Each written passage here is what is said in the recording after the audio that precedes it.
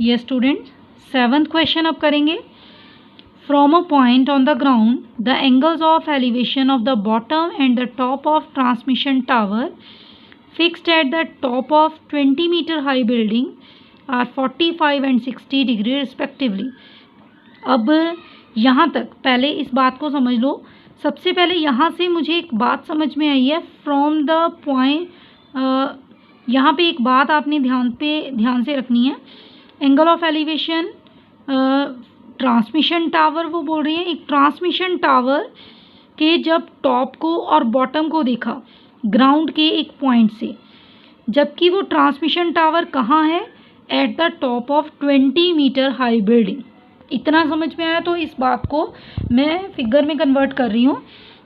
मैंने एक 20 metre high building ली। ए बी मेरे पास 20 मीटर हाई बिल्डिंग है, तो उसके बिल्डिंग के टॉप के ऊपर एक ट्रांसमिशन टावर लगा हुआ है। तो ये मेरे पास एक ट्रांसमिशन टावर है। अब वो बोल रहे हैं कि उस टावर को ग्राउंड से एक पॉइंट मैंने लिया डी। इस पॉइंट से मैं उस ट्रांसमिशन टावर के टॉप और बॉटम को देख रही हूँ। ग्राउंड के साथ मैं एक लाइन लगा रही हूँ। जब एक बार मैंने उस ट्रांसमिशन टावर के बॉटम को देखा उसी पॉइंट से, और दूसरी बार मैंने उस ट्रांसमिशन टावर के टॉप को देखा। तो ये आपने स्ट्रेट लाइन बनानी है स्केल के साथ। मैं एक रफ फिगर अभी बना रही हूँ। तो वो बोल रही हैं कि यहाँ पे एंगल बन रहा है 30 डिग्री और 45। जो एंगल बड़ा होगा वो 45 होगा, जो छोटा है वो 30 डिग्री। ये बन रहा है।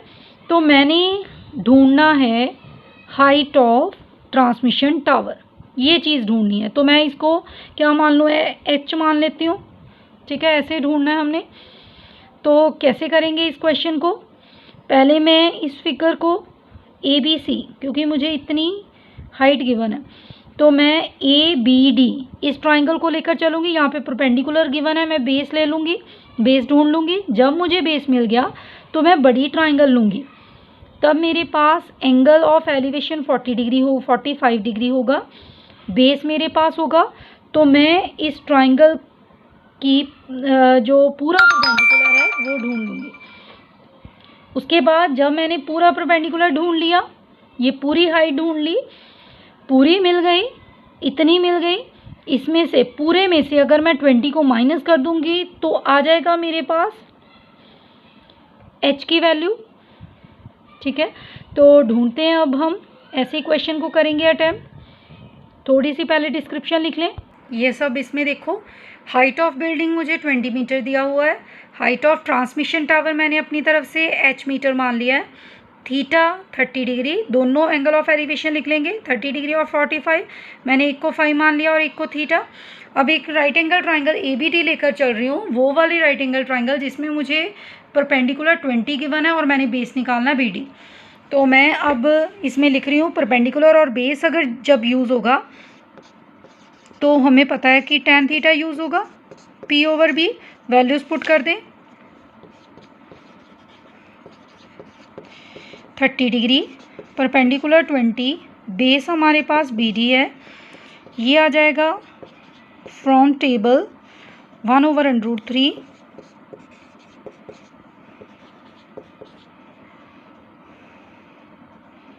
क्रॉस मल्टीप्लाई किया तो ये आ गया 20/√3। इसको मैं 1 मान रही हूँ।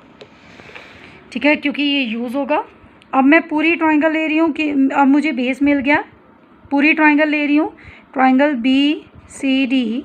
इसमें भी क्योंकि परपेंडिकुलर और बेस यूज़ होगा, परपेंडिकुलर ओवर बेस। अब यहाँ पे आप देखोगे कि इसमें परपेंडिकुलर क्या होगा। देखो पूरी ट्राइंगल की बात की है मैंने। ये मुझे पूरी ट्राइंगल का परपेंडिकुलर चाहिए यहाँ पे। तो क्या होगा, मुझे पता है ये इतना h है, ये पूरा 20 है। तो पूरा का पूरा क्या होगा, अगर मैं इन दोनों को प्लस कर दूं तो ये मेरे पास पूरा परपेंडिकुलर आ जाएगा। मतलब मैंने जब बी सी डी ट्राइंगल लेनी है उसमें पूरा परपेंडिकुलर मैं ये यूज़ करूँगी। तो ठीक है, करते हैं। अब मैंने लिखा फाई की वैल्यू 45, परपेंडिकुलर h/20, बेस मेरे पास फ्रॉम 1 20/√3। ये आप साइड पे लिख सकते हो। मैंने BD की वैल्यू, बेस की वैल्यू कहाँ से पुट की है, फ्रॉम 1। अब 1045 1 होता है। अब ये सारी कैलकुलेशन ही है, ये इधर डिवाइड में 1 के साथ उधर जाकर मल्टीप्लाई हो जाएगा, 20 इधर प्लस में उधर जाकर माइनस हो जाएगा। तो मुझे h की वैल्यू चाहिए थी, क्योंकि ट्रांसमिशन टावर की हाइट को मैंने h माना है, तो h की वैल्यू चाहिए थी, वो मिल गई। तो अब यहाँ पे इसको कैसे लिख सकते हैं, अगर 20 कॉमन आ जाए तो अंदर बचेगा ब्रैकेट के अंदर √3 - 1। ये हमारे पास हाइट ऑफ ट्रांसमिशन टावर आ गया। तो आप लास्ट पे इसको लिख सकते हो, देयरफॉर, यहाँ पे लिख रही हूँ, therefore height of transmission tower equals to 20 √3 - 1 metre. ये आंसर। एक बार क्वेश्चन को पूरे को देख लो।